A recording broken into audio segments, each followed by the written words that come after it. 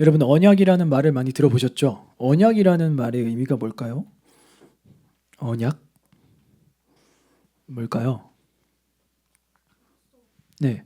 보통 우리가 언약이라고 하면 약속이라는 의미로 우리가 알고 있습니다. 근데 조금 더 사실 정확한 의미는 약속과 그리고 계약, 약간 그 중간 지점이라고 생각하시면 돼요. 그러니까 약속보다는 조금 더 깊은 의미고 계약은 너무 어떤 강제성 같은 느낌이 드는데 계약보다는 조금 그래서 약속과 계약 사이에 중간 지점에 있는 것이 이 언약의 의미라고 보시면 됩니다.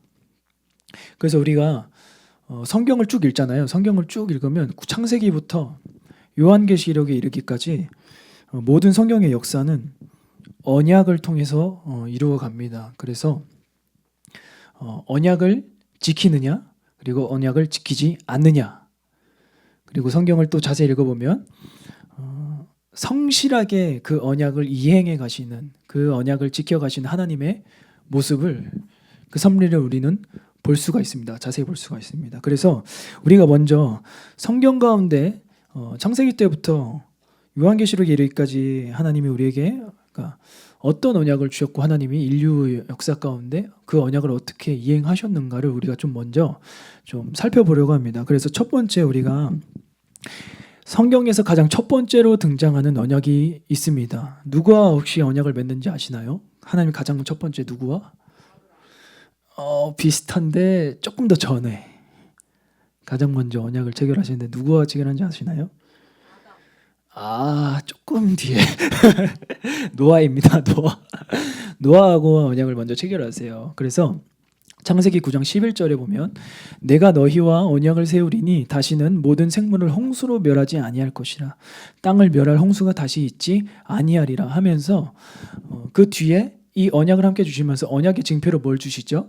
무지개를 주십니다. 그래서 이 노아 언약 가운데 하나님이 노아와 맺은 그 언약은 이 인간과 맺은 언약은 첫 번째 언약은 그 언약의 특징을 살펴보면 인간이 이행해야 될 어떤 조건이나 이런 것들이 따로 없는 거예요. 그냥 이 언약은 그냥 일방적인 인류를 향한 하나님의 전적인 은혜의 언약입니다. 그러니까 인간이 뭘 지켜야 한다든지 뭐 어떤 인간이 이행해야 될 조건이 따로 없는 것이죠. 그러니까 하나님의 전적인 은혜의 언약이라고 볼 수 있습니다.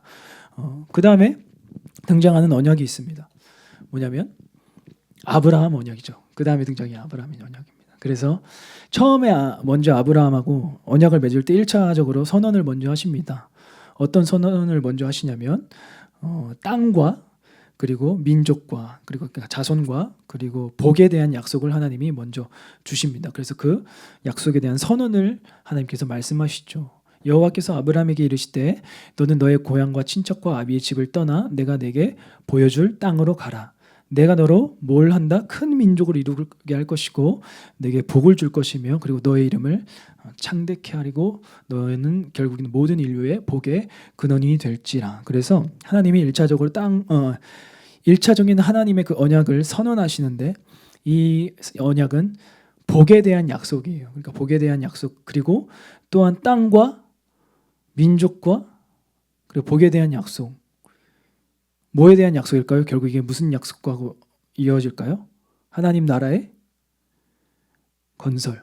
하나님 나라를 건국하겠다라는 그 약속하고 이어지죠. 그래서 하나님이 1차적으로 일단 선언을 하시는 거예요. 내가 내 나라를 세우겠다. 너를 통하여서 그리고 땅 줄게 복 줄게. 하나님 먼저 선언을 하신 다음에 하시는 거예요. 그 다음에 2차적으로 그 약속을 하나님이 확증을 하십니다. 어떻게 확증을 하시냐면 이런 말씀이 있어요.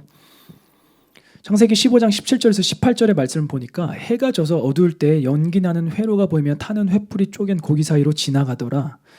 그날에 여호와께서 아브라함과 더불어 언약을 세워 이르시되 내가 이 땅을 애굽 강에서부터 그 큰 강 유브라데까지 네 자손에게 주노니라고 돼 있어요. 하나님이 이 앞전에 17절 전에 보면 뭐라고 말씀하시냐면 짐승을 갖다가 쪼개가지고 이거 둘로 나뉘어라. 라고 먼저 명령을 했어요. 하나님 그래서 아브라함이 그렇게 딱 세팅을 해놓은 거죠. 세팅을 해놨는데 횃불이 그 쪼개어진 그 고기 사이로 지나갔다는 거예요. 근데 여러분 고대 근동에는요 언약을 체결하는 방식이 있었어요. 고대 근동 역사 가운데는요 언약을 어떻게 체결하냐면요 짐승을 쪼개요. 짐승을 쪼갠 다음에 이렇게 둘러 놓고 언약을 체결하는 그 계약을 체결하는 그 두 사람이 그 짐승 사이로 지나갑니다. 이 언약을 우리가 반드시 지키겠다고. 근데 보면 이 창세기 15장에서 보면 특징이 하나가 있어요.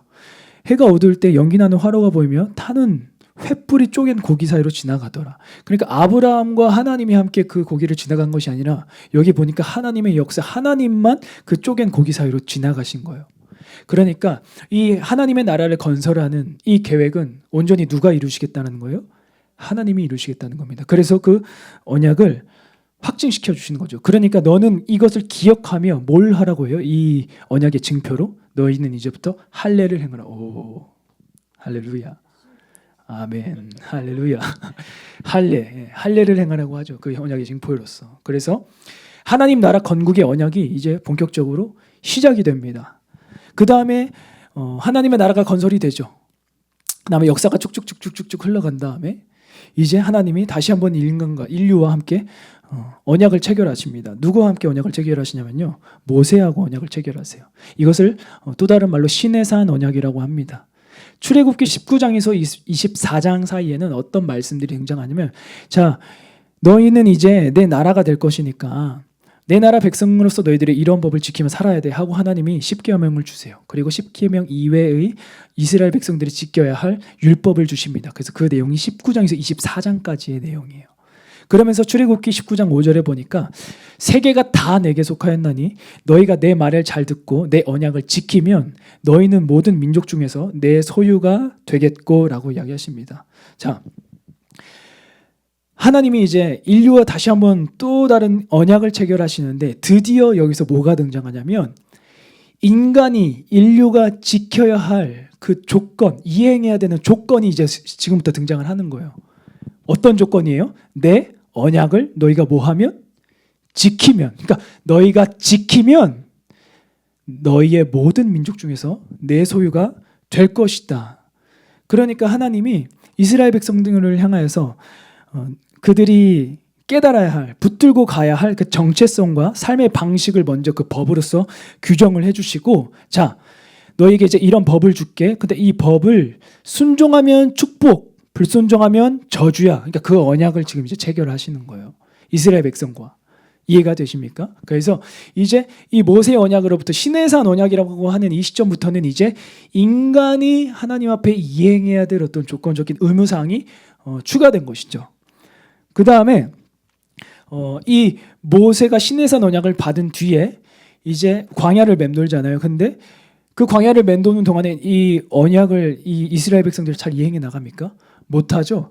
자꾸 다른 생각을 하는 거예요. 다른 생각을 하다가 하나님 인도하심에, 그 말씀에 인도하신 말씀에 따라 그 불순종하고 그 말을 지키지 않다가 결국에는 광야에서 38년 40년 방황하다가 1세대가 다 죽어버리잖아요. 광야에서 이스라엘 1세대가.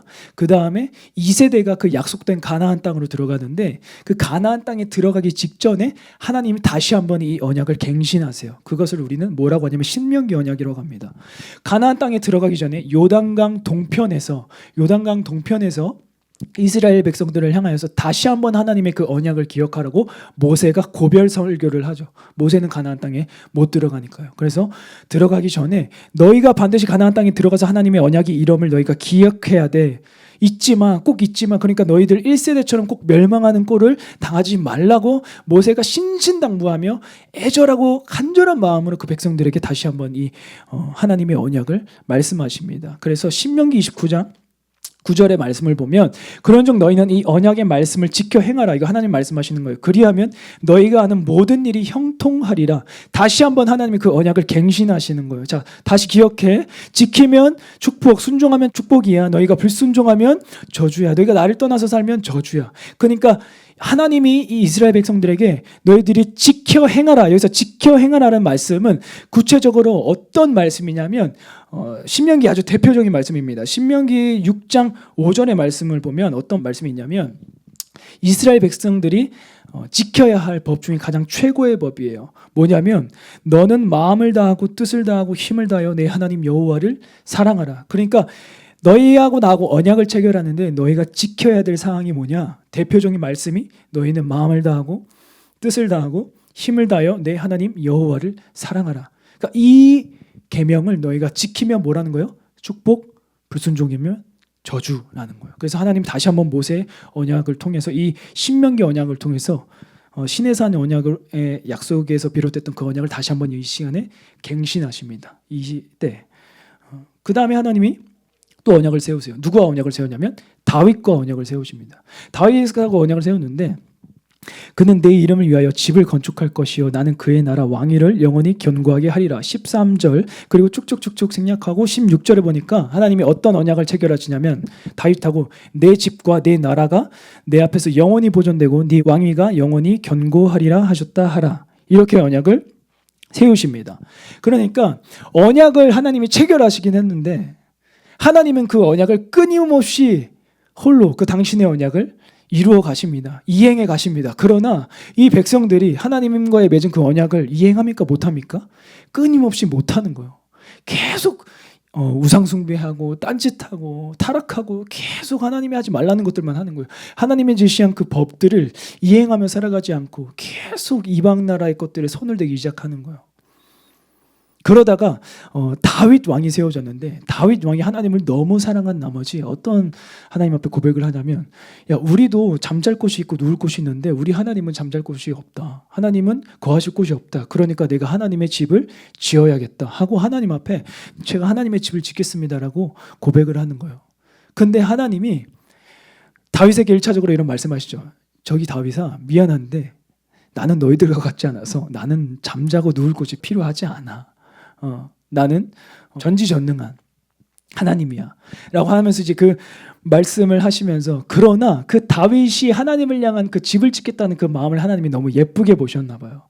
그러니까 다윗하고 언약을 체결하는데 자 너가 내 집을 건축하겠다고 나는 너의 집과 내 나라가 내 앞에서 영원히 보존되고 내 왕위가 영원히 견고하리라 하셨다. 그러니까 하나님이 다윗과 내가 너의 왕위와 그리고 너의 가문이 영원히 보존될 것을 내가 너에게 약속한다. 언약을 체결하십니다. 여기서 여러분 다윗 왕조를 통해서 그 영원한 왕위가 나옵니다.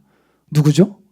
예수 그리스도. 예수 그리스도의 출생 족보를 보면 누구를 족보를 따라 나오죠? 다윗으로부터 비롯된 족보가 나오죠. 그러니까 실제로 그 영원한 왕 대신 예수 그리스도께서 누구를 통해서 나오신다?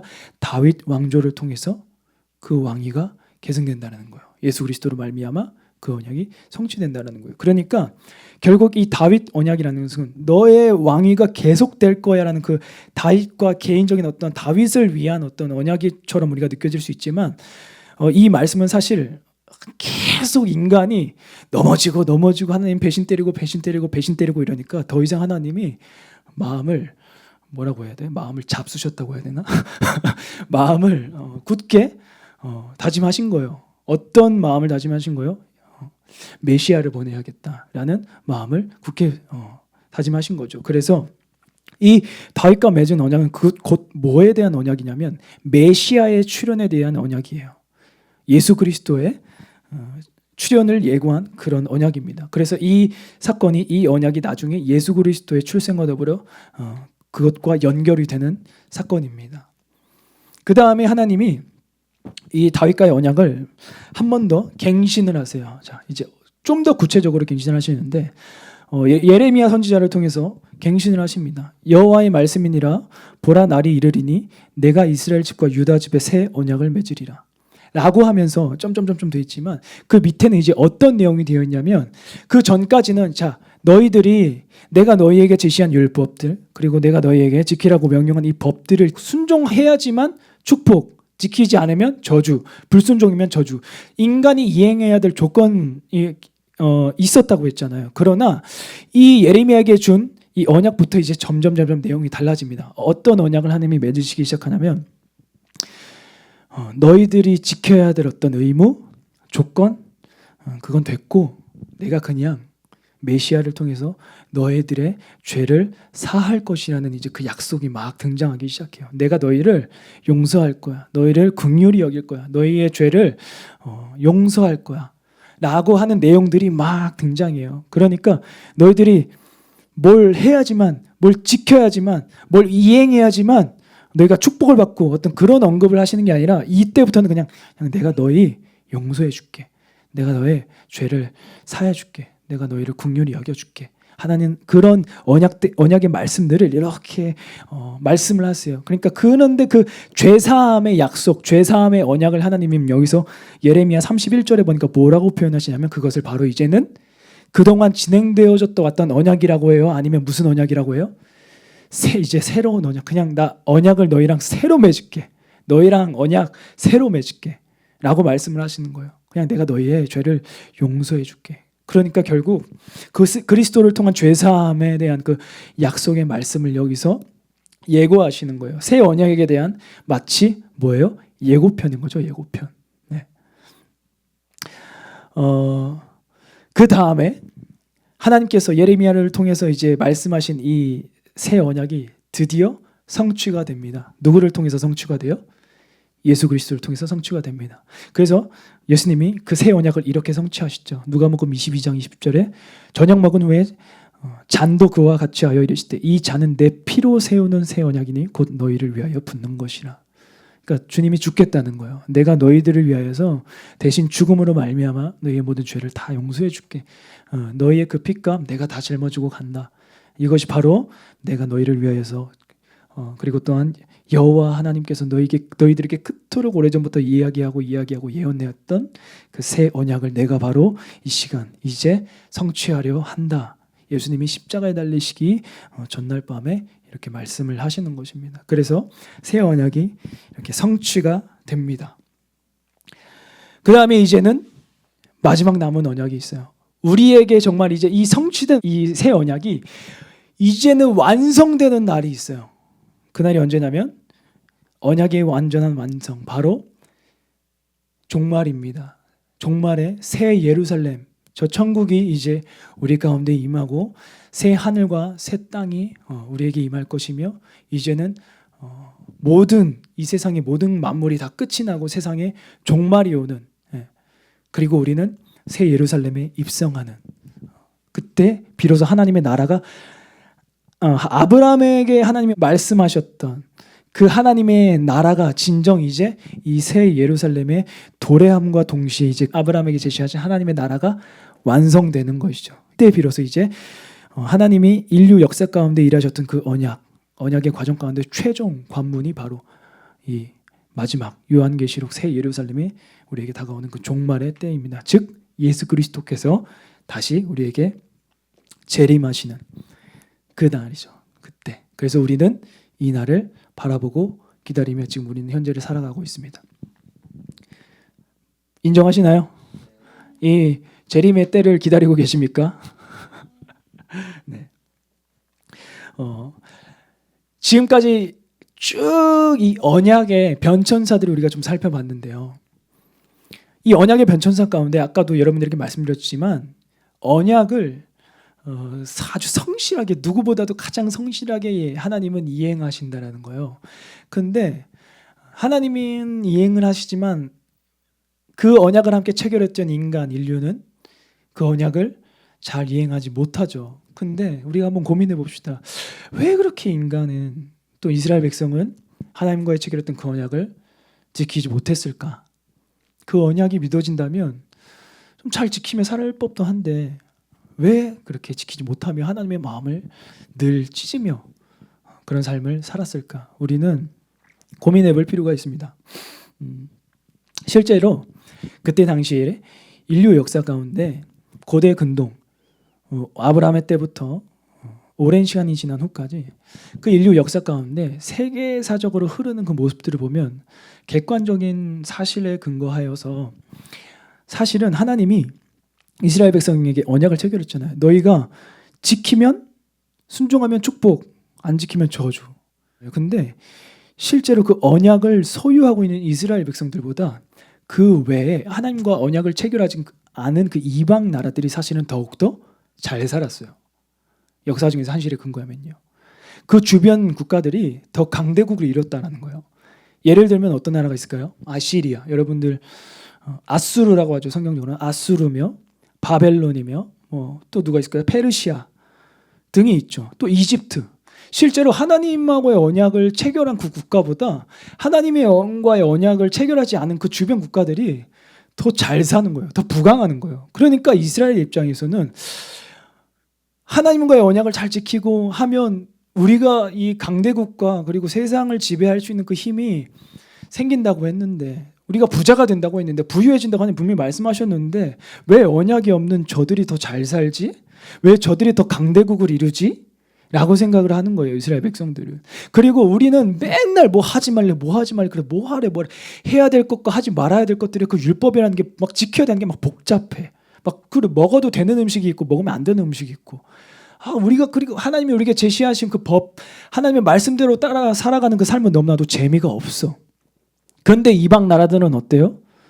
우상들을 섬기는 그 모습 자체가 이미 성적 타락이고 음란이고 하니까 저들은 저렇게 육체적으로 봤을 때, 육체적인 입장으로 봤을 때는 쾌락적이고 너무 그냥 즐거워 보이는 거예요. 저게 더 재미있어 보이는 거예요. 그러니까 우리가 하나님의 법 안에, 그 언약 안에 거하는 삶이 너무나도 진부하고 재미가 없는데, 오히려 더 강대국으로 이루고 부유하게 살아가고 있는 저 이방 나라들은 잘 사는데, 저들이 믿고 있는 신에게 경배하는 모습들은 성적 타락이네. 근데 저거 너무 재밌어 보여. 즐거워 보여. 그러니까 그렇게 살아가고 싶고 그러한 삶을 추구하고 싶은 거예요.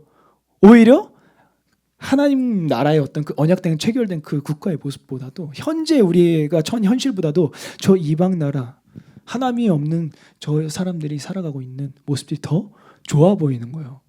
그러니까 이 이스라엘 백성들은 언약이라는 이 하나님이 체결하신 언약 시스템의 목적과 본질이 뭔지를 잊어버린 거예요. 하나님이 이스라엘 백성에게 제안하신 그 언약의 본질적인 목적은 무엇이냐면, 자, 너희가 순종하면 축복이라고 말씀은 하셨지만 그 본질된 목적은 무엇이냐면, 나하고 너하고 사랑의 관계를 맺고 싶다라는 거예요. 그 관계를 맺고 싶다. 그러니까 하나님이 언약을 제안하신 그 가장 본질적인 목적은 하나님과의 관계라는 거예요. 그런데 하나님과의 관계가 맺어질 때 그 부가적인 것들이 우리에게 허락된다, 이스라엘 백성에게 허락된다 라는 그 원리였는데, 이스라엘 백성들은 그 본질된 목적은 보이지가 않는 거예요. 하나님과의 관계는 보이지가 않는 거예요. 그런데 뭐만 보이냐면, 뭐만 눈에 띄냐면 부가적인 요소들에만 관심이 다 쏠리는 거예요. 부가적인 요소들에만 마음이 다 쏟는 거예요. 그러니까 계속 그것만 바라보게 되는 거예요. 언약을, 하나님의 법을 지키면서도 이거 지키면 살아가는데 그들의 시선과 마음은 하나님과의 관계가 지금 내가 어떠하지? 우리 민족과 하나님과의 관계가 지금 어떠하지? 계속 그것에 관심과 생각이 시선이 가는 것이 아니라, 지키는데 왜 안 돼? 지키는데 왜 안 되는 거야? 지키는데 왜 제가 더 잘 살아? 지키는데 왜 제가 더 잘 나가? 지키고 있는데 나 왜 하나님 믿는데 왜 제가 더 잘 먹고 잘 살아가는 거야? 왜 지키고 있는데 왜 저 나라가 더 강대국인 거야? 계속 하나님과의 관계는 관심이 없고 그냥 내 주변 이방 나라가 흥망성쇠하는 것에만 관심이 가는 거예요. 잘 먹고 잘 살고, 어느 나라는 잘 먹고 어느 나라는 잘 못 살고, 이런 거에만 관심이 있고, 그럼 우리는 언제? 그런 거에만 온갖 관심이 다 있다 보니까 마음이 막 어때요? 이제 언약을 지켜도 하나님의 약속하신 그 언약이, 그 부자가 된다는, 부유해진다는, 강대국이 된다는 그 약속은 이루어지지 않고 언제 되는 거야 이러다 보니까 점점 그들이 뭘 택하는 거예요? 이방 나라의 신들을 택하기 시작하는 거예요. 이방의 것들을 택하며 살아가는 겁니다. 그러니까 하나님과의 관계를 점검하지 않는 삶을 사는 거죠. 그냥 눈에 보이는 현실에만 집중을 하는 거예요. 눈에 보이는 믿음에 대한, 이 언약에 대한 대가가 지금 당장 현실 가운데 나타나고 있는가? 그것만 점검하며 그것만 보고 있는 거예요, 이스라엘 백성들은. 그러니까 마음이 힘든 거죠. 이 현실을 보니까 어려운 거죠. 요즘 세상이 참 어떻게 밝은가요? 좀 암담한가요? 여러분들이 느낄 때 암담하죠? 맞아요. 저도 참 그런 걸 느껴요. 세상을 살아가는 지금 이 시대, 우리가 살아가는 이 현실을 보면 암담해요. 어떤 느낌으로 어떤 감정이 올라올 때가 있냐면, 정말 복음을 위해서 막 치열하게 싸우는 무리가 있고, 어떻게 해서든 그 복음을 무너뜨리려고 하는 그 세력들이 있는 것 같은데, 여러분들이 느낄 때는 복음을 치열하게 지키며 막 싸우고 막 지켜내려고 몸부림치는 사람들이 이기는 것 같아요, 현실적으로. 아니면 방금 언급한 이 무리가 늘 저 악의 세력에 지고만 있는 것 같아요, 현실적으로는. 지고만 사는 것 같죠. 네. 그렇죠. 그러니까 참 이 복음이라는 것을 지켜내기 위해 몸부림치는 무리가 있고, 그것을 어떻게 해서든 무너뜨리려고 하는 악의 세력들도 존재하는데, 우리가 겉으로 봤을 때는 참 억울하고 비참할 때가 너무나도 많다라는 것입니다. 네. 그래서 저도 이러한 현실들을 보면서 마음이 너무나도 답답해요. 우리는 늘 약간 마음에 그건 있잖아요. 희망 고민이라고 하나요? 혹시 모를 이 소망과 희망, 조그마한 희망과 소망을 붙들고 삶을 살아가는데, 우리의 희망대로 이 세상이, 이 시대가 흘러가고 있습니까? 아니죠. 그러니까 마음이 너무나도 답답할 때가 많은 거예요. 그래서 제가 이 언약의 완성이라는 키워드를 가지고 하나님 앞에 이제 이 콜링아워 예배를 진행하기 위해서 또 기도를 했어요. 기도를 하면서 어떤 기도가 하나님 앞에 나오냐면, 그냥 사실 주님 오시면 다 끝나잖아요. 주님 오시면 우리가 그냥 다 승리의 깃발, 승리의 환호성과 함께 우리는 하나님을 찬양하고 있을 거잖아요. 오늘 마지막에 부른 찬양이 그런 찬양이거든요. 비전. 저 찬양은 언제 부르는 거냐면 요한계시록에 언급되는 찬양인데, 주님이 다시 오시고 이 땅이 하나님의 나라가 완성됐을 때 구원받은 성도들이 부르는 찬양의 가사예요. 비전이라, 아까 그 우리 보좌 앞에 보였네, 비전이라는 찬양은요. 주님 오시면 사실 다 끝나잖아요. 그러니까 그냥 주님 오시면 진짜 끝인데 하면서 하나님 앞에 어떤 고백이 나오냐면, 하나님 언제 와요? 이런 고백이 나오는 거예요. 하나님 도대체 언제 와요? 저 악의 세력들을 싹 쓸어버릴 수 있어요. 하나님 오시면, 그러니까 우리 예수님 다시 오시면 끝나는데, 그럼 게임 끝인데 언제 와요? 근데 제 마음 가운데 솔직한 막 그 속상한 마음에 하나님 앞에 어떤 마음으로 이 고백을 하게 되냐면, 언제 와요? 하나님 기다려줘요, 이게 아니라 약간의 의심 섞인 마음 있죠. 의심 섞인 마음. 하나님 진짜 오긴 와요? 약간 뭐랄까 낙심 가운데 고백하는 듯한 느낌이 들었어요. 하나님 오신다면서요. 진짜 오긴 와요?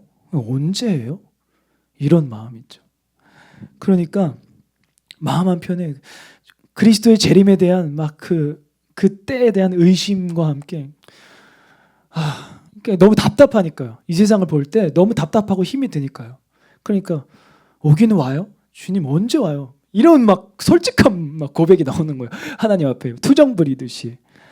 하나님, 제가 하나님 앞에 비전을 받고, 또 우리 에이브크 성교회가 비전을 받고 외치는 자의 소리로서 이제는 주님의 그 재림의 길을 예배해야 되니까요. 하나님 그때 언제인지 조금만 힌트라도 좀 주세요. 제가 이런 기도를 했어요. 하나님 언제쯤인지 힌트라도 좀 주세요. 그럼 우리가 좀 그게 확실한 그 복음의 무기가 되어서 열방의 이 크리스천들을 다 깨우는데, 하나님 아주 큰 도구가 될 것 같아요. 그러니까 언제쯤인지, 그러니까 정확히 날짜 안 알려주셔도 언제쯤인지 그 힌트만 좀 주세요. 제가 이런 기도를 한 거예요. 하나님 앞에 기도하는데.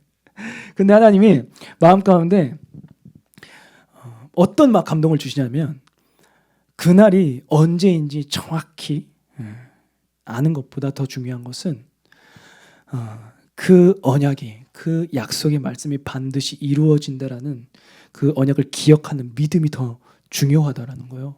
그 말씀을 제 마음 가운데 주더라고요. 그러니까 정확히 그날을 아는 것보다 그 날을 신뢰하고 믿는 믿음이 더 중요한 거야. 하나님이 그 말씀을 마음 가운데 막 주는 거예요. 그러니까 주님 진짜 오죠? 진짜 그날 오는 거 맞아? 막 이제 막 소망의 고백으로 바뀌는 거예요.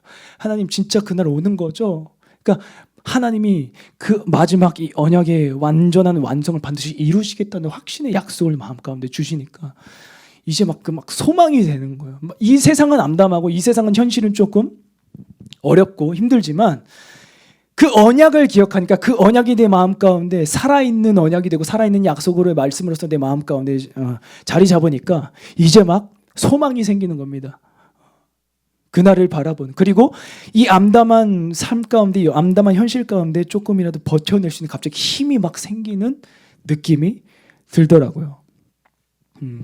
그래서 우리가 알아야 될 것은, 하나님 우리에게 요구하시는 것은 이 마지막 때에 이 암담한 현실 속에서 하나님 우리에게 요구하시는 항상 깨어 있으라는 것입니다. 깨어 있으라. 그러니까 내가 너희들에게 원하는 것은 이거야. 항상 깨어 있으라. 그러면 이렇게 질문할 수 있죠. 그러면 뭐가 깨어 있는 거예요? 깨어 있는다는 게 뭐예요? 하나님 앞에 깨어 있는다는 것은 하나님이 인류 역사 가운데 언약을 통해서 일하셨던 것처럼 마지막에 우리에게 약속하신 그 언약을 믿는 믿음이 바로 깨어 있는 거예요. 그러니까 그 언약을 기억하고 있는 거, 항상 그 언약을 인지하며 살아가는 거, 그것이 바로 우리가 깨어 있다는 겁니다. 아, 주님 다시 오신다. 우리 주님 반드시 다시 오신다. 우리 주님 반드시 이 땅에 재림하신다. 그러면 우리는 승리의 깃발을 들며 하나님 앞에 승리의 환호성으로 주를 경배할 것이다라는 그 확실한 믿음, 재림에 대한 확실한 소망, 그것을 인지하며 살아가는 것이 깨어 있는 것입니다. 그래서 다가올 완성될 그 언약을 바라보는 그 믿음, 그것이 바로 그것을 인지하며 살아가는 삶이 바로 깨어있는 삶입니다. 하나님은 우리에게 깨어있는 삶을 살아가기를 원하시는 거죠. 그날을 기억하며 기다리는 그 삶을 살아가기를 원하시는 겁니다. 4절에 보니까요, 이런 말씀이 있어요. 모든 눈물을 그 눈에서 닦아주시니 다시는 사망이 없고 애통하는 것이나 곡하는 것이나 아픈 것이 다시 있지 아니하리니 처음 것들이 다 지나갔음이로라. 마지막 때가 되면, 예수님이 다시 오실 때가 되면 이런 일이 있나 봐요. 그러니까 이런 언급을 하시죠. 마지막 때가 되면, 주님 다시 오실 때가 되면 눈물을 많이 쏟을 수밖에 없는 상황이 오나 봐요. 그리고 사망, 저 사망을 저는 다른 표현으로는 두려움이라고 표현하고 싶어요. 두려움 가운데 있을 수밖에 없는 상황이 오나 봐요. 그리고 애통하는 상황이 많이 오나 봐요. 이 마지막 때에 주님 다시 오실 그때는 곡하고 그리고 아픔을 느끼는, 고통을 느끼는 날이 맞는가 봐요. 그러니까 하나님이 우리에게 언약의 말씀으로 저 약속을 주시는 거예요. 다시는, 이 언약이 완성되는 날에 다시는 너희들의 눈에서 흐르는 그 눈물이 있지 아니할 거야. 너희들에게는 다신 두려움이 없을 거야. 너희들에게 역사하는 애통함이 이제 없을 거야. 아픈 것이 없을 거야. 곡하는 것이 없을 거야. 그러니까 뭔가 이 4절의 말씀을 봤을 때 이 마지막 때에는 확실히 쉽지 않은, 마치 이 상황을 또 다른 말로 표현한다면, 한 단어로 표현한다면 환란이라고 할 수 있겠죠. 환란과 같은 상황이 우리에게 닥쳐올 것인가 봐요. 그러니까 하나님이 그 환란이 지나간 후에 너희들은 내가 너희들의 모든 눈물을 닦을 거고 너희들에게 다시는 애통하는 것이나 곡하는 것이나 아픔이 있지 않아야 할 거야. 하나님이 언약의 말씀을 주십니다. 우리가 우리에게 닥쳐올 환란이 어떠한 모습이고 어떠한 상황일지는 모르겠어요. 아니면 지금이 우리가 경험하고 있는, 우리가 겪고 있는 환란의 시간일지도 모릅니다. 근데 우리가 환란을 견뎌 나갈 수 있는 힘은요, 바로 언약을 바라볼 수 있는 그 믿음에서 나옵니다. 내 마음 가운데 그 마지막 언약의 완성에 대한 소망이 있는가? 그것을 내가 기억하고 있는가? 하나님의 언약이 내 안에 있는가? 나는 언약이라는 울타리 안에 거하고 있는가? 여기 보면 7절에 보니까요, 이런 말씀이 나와요. 이기는 자는 이것들을 상속으로 받으리라. 나는 그의 하나님이 되고 그는 내 아들이 되리라. 마지막 언약의 완성이나 하나님이 제시하는 우리에게 언약인데, 자, 이기는 자는 결국엔 너희들은 상속자가 될 거야. 자, 근데 이것과 극명한 대조를 이루는 또 반대파 부류의 사람들이 있습니다. 그러나 두려워하는 자들과 믿지 아니하는 자들과 흉악한 자들과 살인하는 자들과 등등등등, 이러한 자들은 불과 유황으로 타는 못에 던져지리니 이것이 곧 둘째 사망이라. 그러니까 하나님께서 이스라엘 백성에게 출애굽 때 제안하셨던 그 언약의 모양과 조금 비슷한 모습을 이루어요. 자, 순종하면 축복, 불순종하면 저주인데, 자, 여기서 마지막에 우리에게 나타나는 모습이 뭐예요? 이기는 자는 상속자가 될 거고, 그러나 두려워하는 자들과 등등등등 이러한 자들은 뭐예요? 둘째 사망에 들어갈 거예요. 그러니까 이기는 자가 있고, 그리고 두려워하는 자들, 그 등등등의 악한 부류에 속한 자들이 이렇게 극명한 대조를 이룬다라는 것입니다. 그렇다면 이기는 자가 뭘까? 뭐가 이기는 걸까?를 생각했을 때 이러한 삶을 살아가는 거예요. 이 환난 가운데 때로는 우리 삶 가운데 눈물이 나요. 뭐 때문에 우리가 하나님 앞에 눈물을 흘리는지는 모르겠어요. 무엇 때문에 우리가 하나님 앞에 그렇게 애통하는지 모르겠어요. 뭐 때문에 아파하는지는 모르겠어요. 각자의 삶 가운데 다른 모양으로, 다른 이유로 우리가 눈물을 흘려야 되는 날이 있을 수도 있고요. 각자의 삶 가운데 다른 모양과 다른 이유로 하나님 앞에 애통하는 때가 있을 수 있어요. 제 개인적으로 제 자신에게 적용을 해본다면 이 거룩함을 추구하는데 때로는 눈물이 나요. 하나님의 이 거룩한 복음의 말씀을 지켜내는데 이 거룩한 복음의 말씀을 외치는 가운데 때로는 애통함이 나와요. 시대적으로 잠자고 있는 크리스천들을 깨우려고 하다 보니까 애통함이 나와요. 죽어가고 있는 영혼들을 보니까 마음이 아파요. 그리고 여전히 하나님 앞에 거룩해지지 못하는 내 모습을 보니까 또한 눈물이 나기도 해요. 내 자신은 여전히 연약한 내 모습을 보니까 애통함이 나와요. 하나님의 거룩한 말씀에 빗대어 봤을 때 여전히 거룩하지 못한 내 모습을 볼 때에도 여전히 마음이 아파요. 나의 현실을 볼 때, 나의 모습을 볼 때. 그러니까 어떠한 모습과 어떠한 모양으로 이 환난의 때에 우리가 눈물을 흘리고 우리가 아파하고 애통하는지는 모르겠습니다. 그러나 우리가 이 환난의 때에 어쨌든 이 거룩을 향하여서 우리가 이기는 삶을 살아가기 위해서 우리는 때로는 눈물을 흘리고 애통을 하고 아파하는 삶을 살기도 한다는 거예요. 이 환난 가운데 하나님의 거룩한 말씀과 본질을 향해서 몸부림치는 삶을 살아간다는 거예요. 그러한 삶을 살아가는 이들을 향해서 하나님 뭐라고 말씀하시냐? 너는 이기었다. 우리의 능력과 힘이 아니라 하나님 앞에 몸부림치는 그 가운데 하나님이 우리에게 이길 수 있는 안전장치를 딱 제시하셨는데 그게 바로 뭐예요? 새 언약입니다. 그리스도께서 우리를 위해서 십자가에 달려 죽으셨다는 거예요. 그 십자가의 은혜로 말미암아 우리는 연약할 수 있고 또 세상은 무너질 수 있지만 우리는 그 십자가를 붙들며 승리하며 살아가는 거예요. 이긴 자로서 살아가는 거예요. 이긴 자로서 그 삶을 누리며 살아가는 겁니다. 그것이 바로 이기는 자의 삶이라는 것이죠.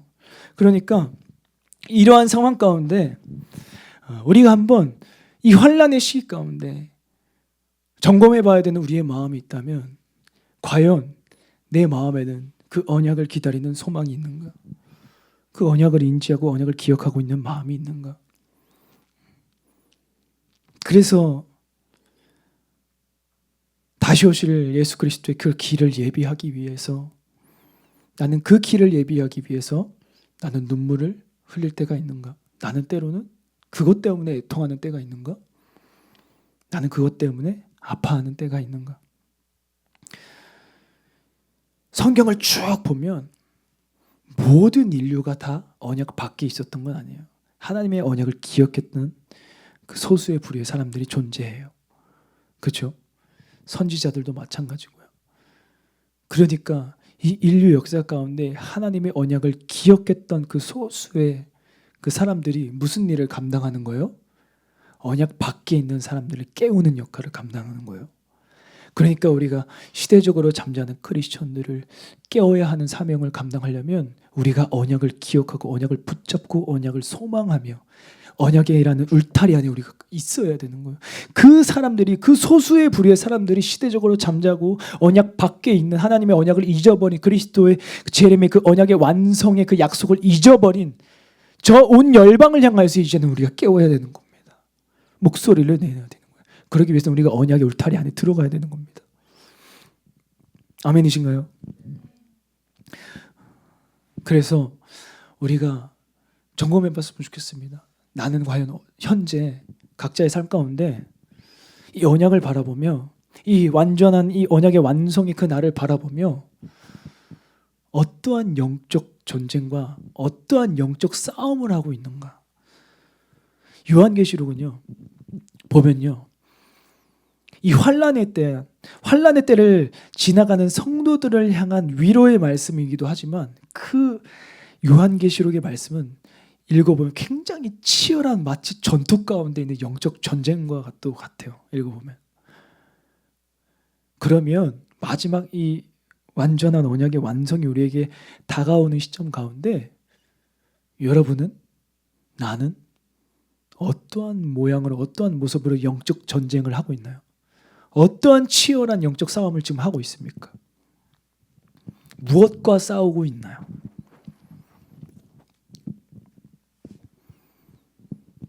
우리가 그것을 점검해 봤으면 좋겠습니다. 그래서 저 완전한 그 언약의 완성의 그 날이, 그 소망이, 그 언약이 우리의 마음 가운데 다시금 불릴 듯 일어나는, 우리를 깨우는 그러한 영향을 끼치는 하나님의 약속이 되었으면 좋겠습니다. 할렐루야. 네, 우리 이 시간 함께 다시 한번 찬양하고 우리 기도하겠습니다. 기도했으면 좋겠는데요.